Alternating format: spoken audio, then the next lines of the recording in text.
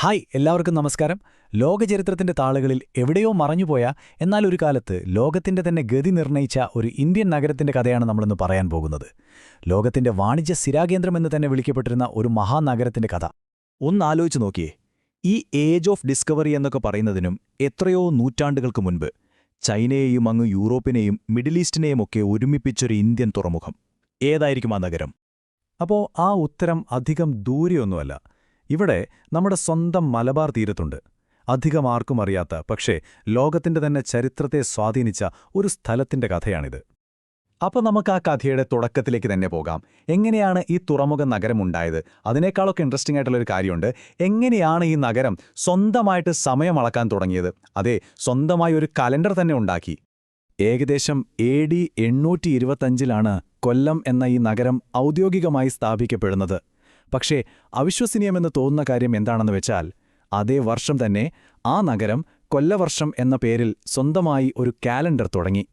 ഒന്ന് ഓർക്കണം, ഒരു നഗരം സ്വന്തമായി കാലം കണക്കാക്കാൻ തുടങ്ങുക എന്ന് പറഞ്ഞാൽ അത് അന്നത്തെ കാലത്ത് ആരും കേട്ടിട്ട് പോലുമില്ലാത്തൊരു സംഭവമാണ്.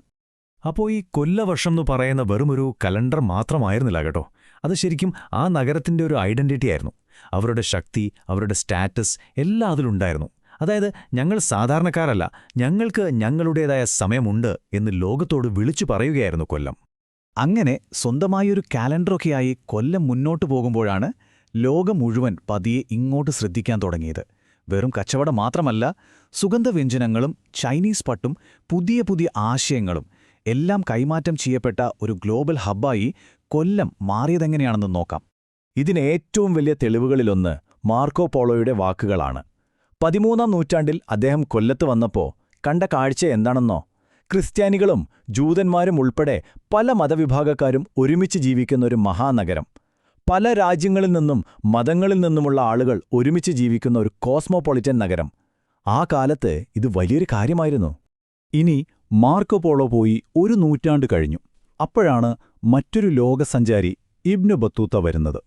അപ്പോഴും കൊല്ലത്തിന്റെ പ്രതാപത്തിന് ഒരു കുറവുമുണ്ടായിരുന്നില്ല. അദ്ദേഹത്തിന്റെ വാക്കുകളിൽ പറഞ്ഞാൽ, ഗംഭീരമായ മാർക്കറ്റുകളുള്ള ഇന്ത്യയിലെ തന്നെ ഏറ്റവും മികച്ച നഗരങ്ങളിലൊന്നായിരുന്നു കൊല്ലം. അപ്പോൾ എന്തൊക്കെയായിരുന്നു ഈ മാർക്കറ്റുകളിലെ പ്രധാന ആകർഷണങ്ങൾ? നമ്മുടെ കുരുമുളക്, അന്നതിന് സ്വർണത്തിന്റെ വിലയായിരുന്നു. പിന്നെ ചൈനയിൽ നിന്നുള്ള പട്ടും പോർസിലെയിനും, അറേബ്യൻ കുതിരകൾ, പേർഷ്യൻ സുഗന്ധദ്രവ്യങ്ങൾ, അങ്ങനെ എന്തെല്ലാം. ശരിക്കും പറഞ്ഞാൽ ലോകം മുഴുവൻ അവിടെ ആ തുറമുഖത്തൊത്തുകൂടിയെന്ന് പറയാം. ഇനി ഈ പറയുന്നതൊന്നും വെറും ഇന്ത്യയിലെയോ അറേബ്യയിലെയോ മാത്രം കഥകളല്ല. അങ്ങ് ചൈനയിൽ ടാങ് രാജവംശത്തിന്റെ ഔദ്യോഗിക രേഖകളിൽ വരെ പറയുന്നുണ്ട്, ഇന്ത്യയിലേക്ക് വരാനുള്ള ഏറ്റവും പ്രധാനപ്പെട്ട വഴി കൊല്ലം തുറമുഖമാണെന്ന്. ഒന്ന് ആലോചിച്ചു നോക്കൂ, അത്രയും ദൃഢമായിരുന്നു ചൈനയുമായുള്ള ആ വ്യാപാരബന്ധം. പക്ഷേ എല്ലാ നല്ല കാലത്തിനും ഒരു അവസാനമുണ്ടാവുമല്ലോ. കൊല്ലത്തിങ്ങനെ സമാധാനപരമായ കച്ചവടം നടക്കുമ്പോൾ ലോകത്തിന്റെ മറ്റൊരു ഭാഗത്ത്, യൂറോപ്പിൽ, പുതിയ ചില ശക്തികൾ വളർന്നു വരുന്നുണ്ടായിരുന്നു. അവർക്ക് കച്ചവടം മാത്രം പോരായിരുന്നു, അവർക്ക് ഭരണം വേണമായിരുന്നു. അവരുടെ വരവ് കൊല്ലത്തിന്റെ മാത്രമല്ല, ഇന്ത്യയുടെ തന്നെ തലവിധി മാറ്റിയെഴുതാൻ പോവുകയായിരുന്നു. ആ മാറ്റം ചെറുതൊന്നുമായിരുന്നില്ല. എവിടെ എല്ലാവർക്കും കച്ചവടം ചെയ്യാൻ സ്വാതന്ത്ര്യമുണ്ടായിരുന്ന ഒരു ലോകം, എവിടെ കോട്ടകളും പീരങ്കികളും ഉപയോഗിച്ച് കച്ചവടം തങ്ങൾക്ക് മാത്രമായി ഒതുക്കാൻ ശ്രമിക്കുന്ന പുതിയ ശക്തികൾ. അതായത്, സഹകരണത്തിന്റെ സ്ഥാനത്ത് ബലപ്രയോഗം വന്നു. കൊല്ലത്തിന്റെ ചരിത്രത്തിലെ ഏറ്റവും വലിയ ടേണിംഗ് പോയിന്റ് അതായിരുന്നു.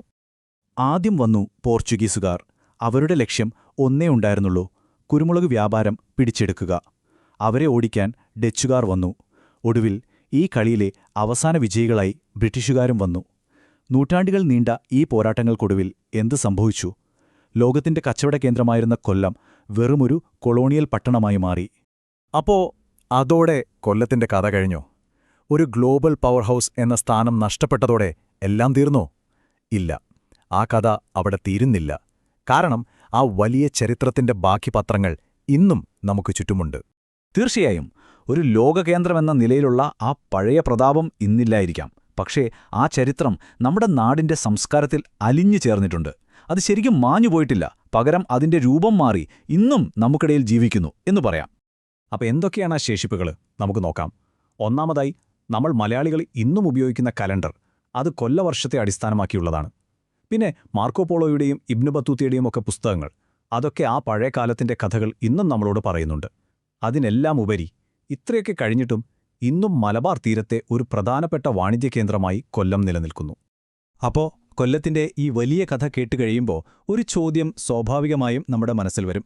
നമ്മുടെ ചരിത്ര പുസ്തകങ്ങൾ പറയുന്നതിനുമപ്പുറം ഇതുപോലെ എത്രയെത്ര ലോകകേന്ദ്രങ്ങളെ നമ്മൾ സൗകര്യപൂർവ്വം മറന്നുകളഞ്ഞിട്ടുണ്ട്. ചിലപ്പോൾ അടുത്തതായി നമ്മൾ കണ്ടെത്തേണ്ട അങ്ങനെയൊരു ലോകകേന്ദ്രം ഒരുപക്ഷെ നിങ്ങളുടെ തൊട്ടടുത്ത് തന്നെ ഉണ്ടാവാം. എന്താ അല്ലേ?